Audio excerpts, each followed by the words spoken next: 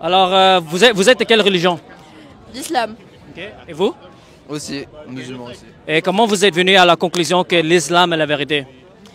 Bah, j'ai pas envie de trop. Enfin, c'est tellement vague comme sujet et il y a tellement de détails.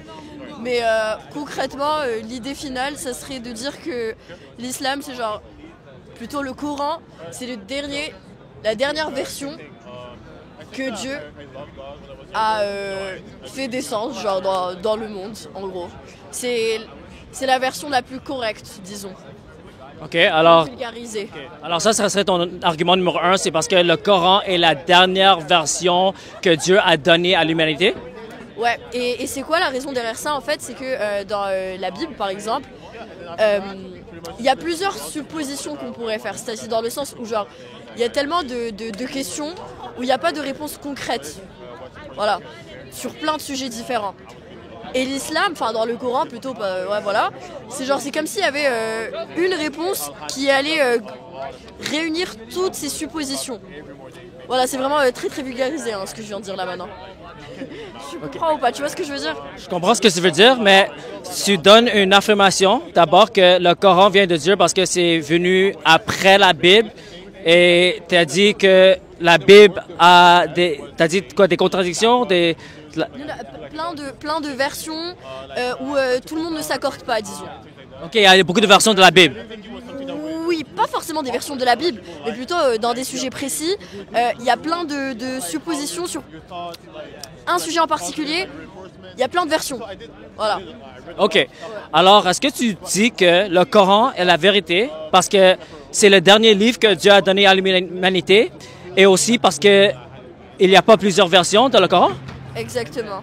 Ouais. OK, alors c'est ça ton argument? Oui. OK. Alors, comment tu es venu à la conclusion que le Coran n'a jamais changé? Bah, c'est ce que le Coran dit, tout simplement. Ouais. Alors, tu es venu à cette conclusion parce que le Coran te dit. OK. Alors, ça s'appelle raisonnement circulaire. OK? Parce que tu crois en quelque chose, parce que le Coran le dit, et tu crois que le Coran dit juste basé sur une affirmation sans raison. OK? Alors, ça, c'est pas une conclusion basée sur la logique. OK? Je suis totalement d'accord. Je suis totalement d'accord, mais j'ai envie de dire, si ça ne serait peut-être pas le concept de la foi. C'est croire en quelque chose que tu ne vois pas, quelque chose d'intangible. Et voilà, c'est la foi, tout simplement. J'ai pas d'argument de plus que ça, tout simplement. Ouais. Alors, à la base, c'est une foi aveugle. Exactement, oui, c'est ça. Mais est-ce que tu n'es pas d'accord que pour venir à une conclusion, c'est raisonnable d'avoir une raison pour ta conclusion? Parce que si tu viens à une conclusion sans raison, c'est pas basé sur la logique, mais c'est une foi aveugle. Et si tu viens à une conclusion basée sur la foi aveugle, n'importe qui peut dire n'importe quoi et juste dire que c'est une foi aveugle. Mais si c'est basé sur une foi aveugle, comment on peut savoir que c'est vrai ou faux? Tu vois? Je pourrais te répondre par rapport à ça. La science, par exemple. Je ne sais pas si tu es au courant, mais dans le Coran, par exemple, il y a tellement de faits scientifiques qui sont prouvables aujourd'hui grâce à des recherches, à des... Enfin voilà, quoi, il y a plein de scientifiques qui au final se sont dit « mais en fait, c'est vrai que la réalité, elle est dans le Coran ». Grâce à des faits scientifiques... il y a des gens, ils n'ont même pas réussi à les prouver jusqu'à aujourd'hui peut-être. Et avec le temps, plus on avance dans le temps, plus on est en train de prouver des choses qui sont écrites dans le Coran. Voilà. Est-ce que tu peux me donner un exemple d'une preuve scientifique dans le Coran? Non, je suis désolée. J'en ai pas là tout de suite, je suis désolée. Je suis pas assez renseignée, je suis pas assez prête là pour ce débat. Mais franchement, j'aimerais bien. Est-ce que tu as des exemples, toi? Ouais, en gros, tu vois le fœtus quand il est dans le ventre de sa mère.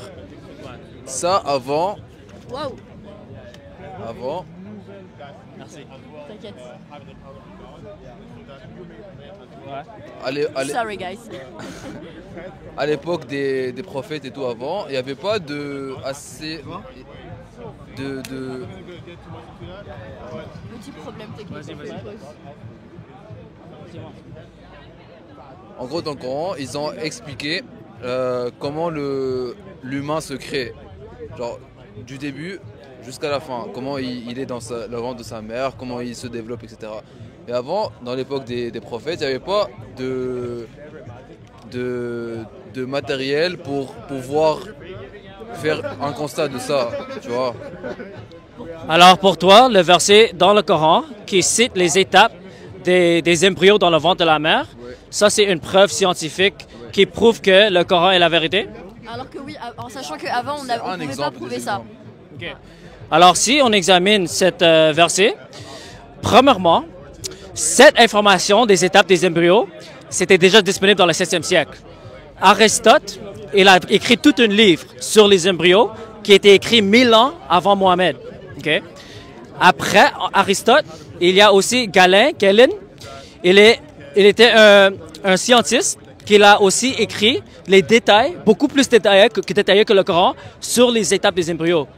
Alors, premièrement, cette information était déjà disponible dans le 7e siècle. Mais deuxièmement, le verset qui est écrit dans le Coran, malheureusement, est scientifiquement faux. Pourquoi? Parce que ça nous dit que l'enfant, dans le ventre de la mère, dans Sourate 23-14, je pense, ça nous dit que les os développent et après, la chair couvre les os. C'est ça les étapes qui sont décrites dans le Coran. Mais malheureusement, la science aujourd'hui nous a prouvé que les os et la chair se développent en même temps. Alors, c'est pas une étape après l'autre. C'est pas comme les os développent, après les os sont couverts par la chair. Alors ça, c'est scientifiquement faux. Alors, cet argument pour la validité de le Coran, malheureusement, peut être facilement désapprouvé. Et la raison pour laquelle je te partage ça, c'est parce que moi, je suis chrétien et je crois que le christianisme est la seule religion qui a des preuves concrètes qui peut aider un observateur objectif, un non-croyant, pour venir à une conclusion avec des raisons et des preuves vérifiables. OK? Parce que quand je pose les questions aux musulmans, comment tu viens à la conclusion que l'islam est la vérité? Je reçois toujours souvent la même réponse. Soit le Coran n'a jamais changé, soit il y a les preuves scientifiques.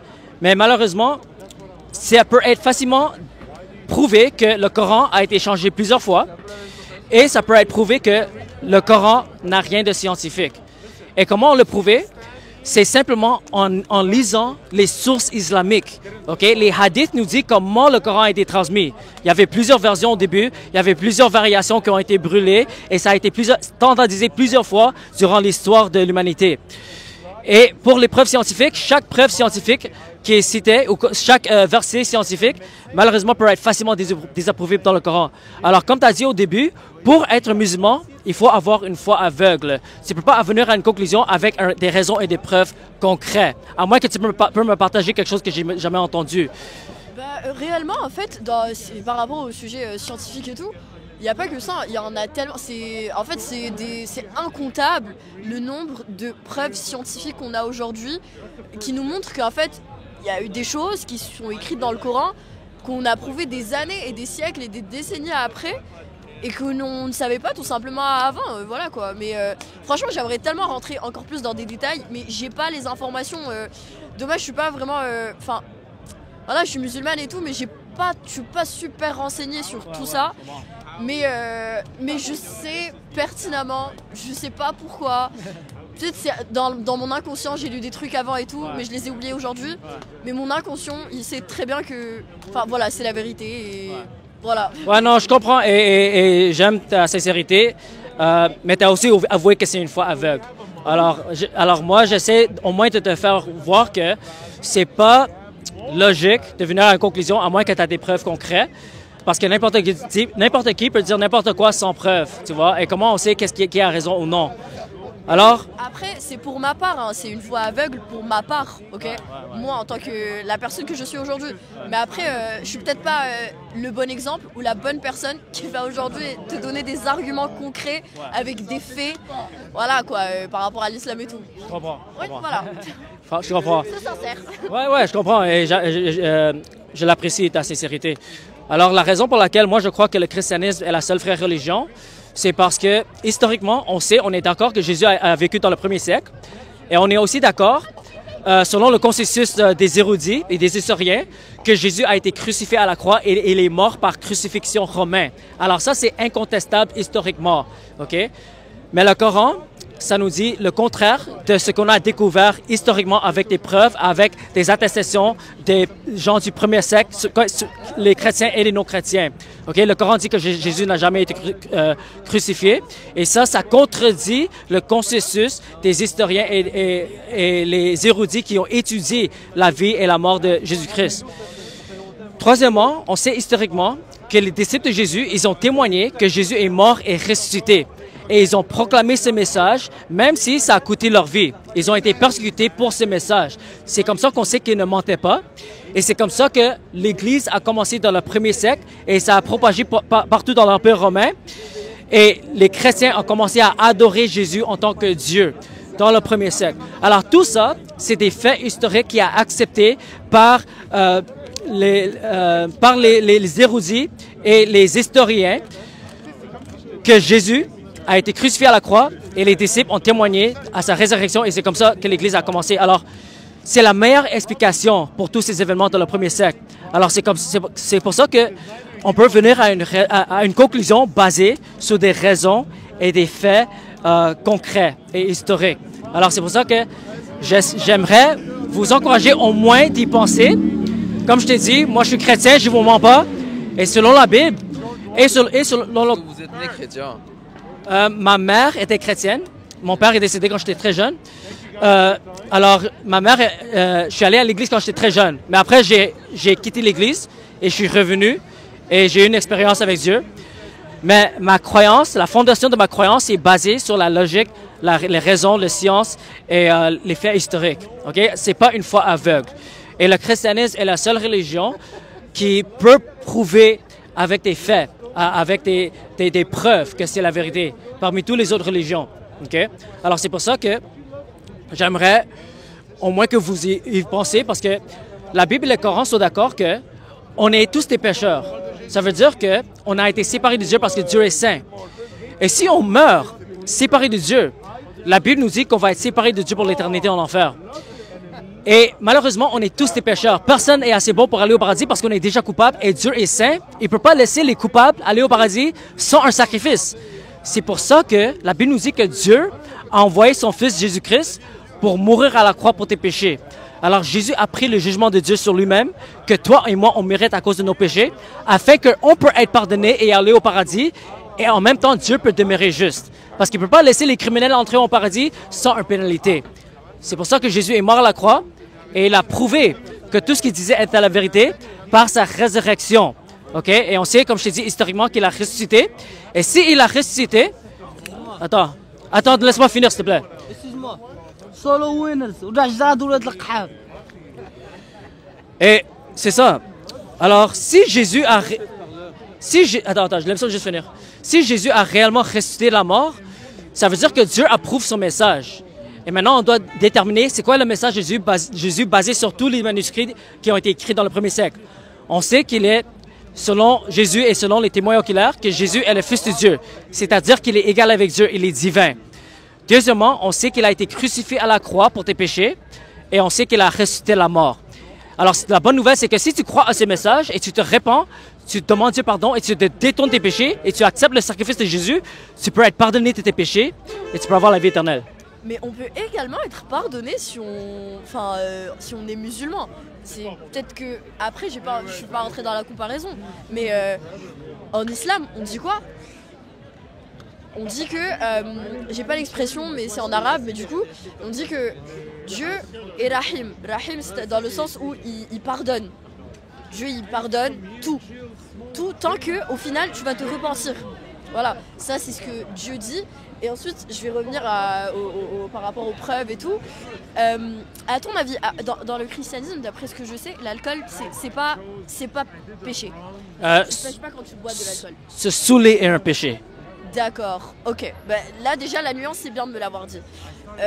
Tout ce qui est cigarette et tout. C'est un péché parce que notre corps appartient à Dieu. C'est ça, exactement. Bon, ça, sur ce point-là, au moins, on est d'accord dans les deux religions. Mais du coup, oui, il y a plusieurs complémentarités, je dirais, dans la Bible et le Coran. Mais justement, pourquoi? Parce que, en fait, réellement, il y a une partie de la Bible qui est dans le Coran également. Hein, parce que c'est la continuité. Le Coran, c'est la continuité de la Bible et réajustée, disons. Voilà. Donc réellement, nos religions sont très proches l'une de l'autre, avec des nuances. Voilà, tout simplement. Je suis d'accord, il y a des similarités, mais il y a aussi les différences très essentielles, très importantes. Ouais.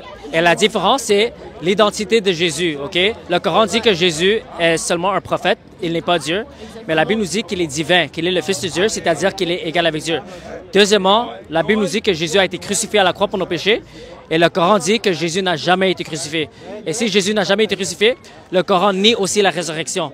Et ça, c'est l'essentiel de l'Évangile, parce que sans ce message, il n'y a pas de pardon pour nos péchés, et il n'y a pas la vie éternelle. Parce que Dieu, comme il est saint, il a besoin d'avoir une pénalité pour nos péchés. Parce que dans l'Ancien Testament, la manière que Dieu fonctionnait, c'était pour être pardonné de nos péchés, il fallait sacrifier les animaux. Parce que Dieu ne peut pas laisser les coupables libres sans pénalité. Ça, c'est dans quelle religion? Ça, c'est dans l'Ancien Testament de la Bible. OK? Ouais. Alors, avant Jésus, c'est comme ça que les personnes se faisaient pardonner de leurs péchés. Ils se repentaient de leurs péchés, ils sacrifiaient les animaux, et aussi, ils étaient au courant qu'il y aura un Messie qui va venir pour mourir pour les péchés de l'humanité. Alors, il y a une continuité sur ce principe de sacrifice. Et malheureusement, dans le Coran, ça a enlevé ce principe. Alors, en tant que musulman, tu n'as pas de sacrifice pour tes péchés, à moins que tu acceptes le sacrifice de Jésus. Alors, moi, je fais le mieux que je peux pour te convaincre que tu dois accepter ce sacrifice pour être pardonné de tes péchés et pour avoir la vie éternelle. Écoute, j'ai bien aimé cette discussion. Je t'avoue que j'ai pas été convaincue et ça va être très compliqué de me convaincre parce que je suis convaincue à 100% de ma religion, je t'avoue. Mais c'est bien, c'est super intéressant tout ce que tu m'as dit et ça m'a donné envie de me renseigner sur ta religion du coup. Même si après je ne pense pas non plus aller vers le christianisme, je t'avoue.